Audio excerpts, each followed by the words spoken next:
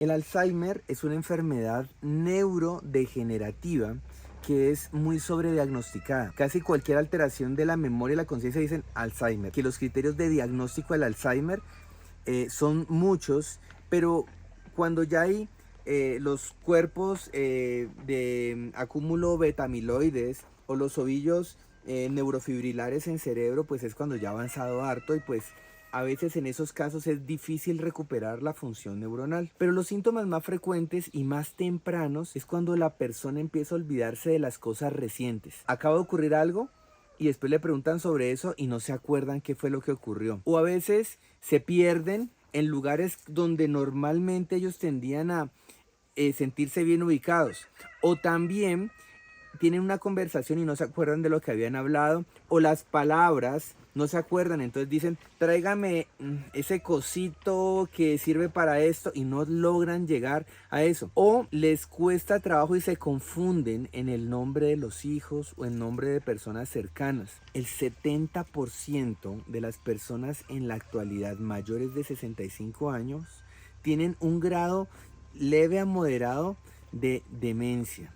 Pero de ese 70%, el 60% está entre los criterios de Alzheimer, donde la confusión mental, dificultad para el autocuidado, personas que se visten inadecuadamente para situaciones en los que deben vestirse de una manera u otra, o no hacen unas combinaciones inadecuadas, o pacientes que empiezan a sufrir de tristeza y depresión, es un factor que podría ser un hallazgo temprano. Y también todos estos pacientes empiezan a tener una depresión leve y crónica que hacen que se la pasen pensando en que se van a morir, que será bueno morirse.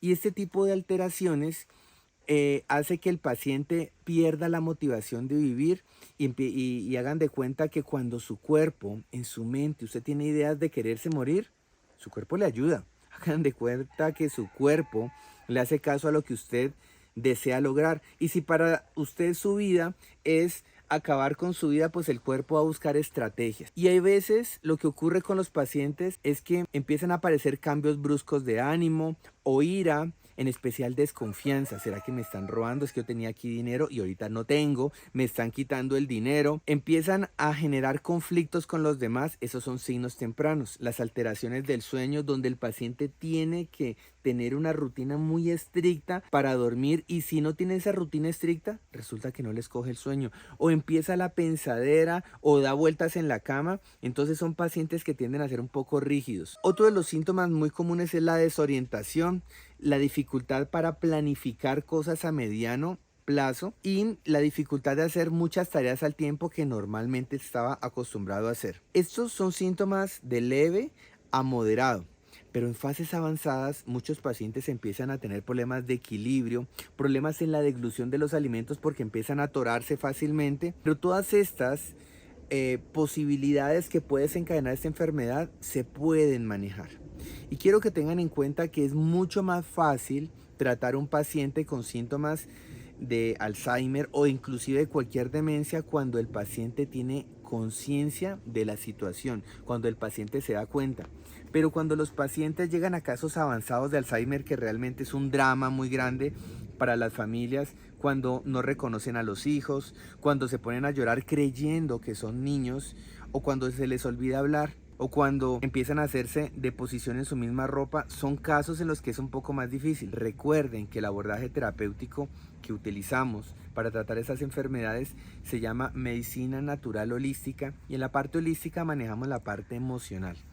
Pero para que un paciente pueda tener impacto en su ámbito emocional se necesita estar en conciencia, tener la capacidad de darme cuenta de lo que está pasando en mi vida y empezar a hacer acciones para sanar esas cosas del pasado. Hay muchos estudios científicos y estoy seguro que ustedes alguna vez le han ofrecido, ¿por qué no se hace un estudio científico a ver si usted tiene la mutación genética de tener la tendencia a sufrir Alzheimer? Inclusive venden esto y le dicen al paciente si es que tú tienes ese gen APOA2 y resulta que sale positivo. Eso no significa que la persona sí o sí va a sufrir de Alzheimer. Se ha hecho estudios donde se dice que solo el 1% de todas las personas que sufren de Alzheimer tienen este gen, por lo tanto no es algo causal y no hay nada peor que terminemos creyéndonos que vamos a sufrir de una enfermedad porque salió en un examen. Recuerden que lo que nos enseñó la epigenética es que si usted tiene una tendencia genética, pero usted no tiene los factores de riesgo que le llevan a sufrir esa enfermedad, usted nunca la va a sufrir. Lo peor es meterse usted aquí un rótulo que dice voy a sufrir de Alzheimer, porque si es así, eso puede ser un predisponente de que usted lo sufra. Así que, en nombre de Dios, tenemos que confiar en que vamos a estar bien y que nos vamos a sanar de esto y vamos a revertir el problema.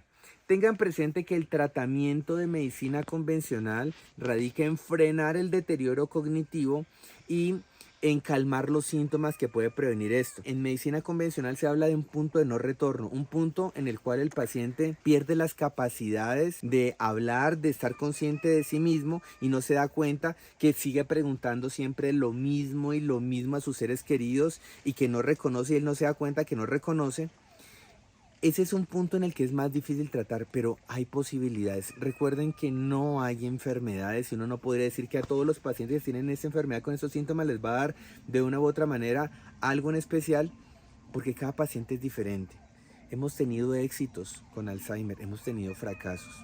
Y quiero que tengan presente que el éxito y el fracaso depende de ese compromiso y de esas motivaciones que el paciente tiene en quererse curar, donde la salud va a ser el vehículo que le va a permitir lograr lo que él quiera lograrse. Pero para tener resultados tenemos que tratar la parte física, mental y emocional para así poder tener los resultados que todos esperamos.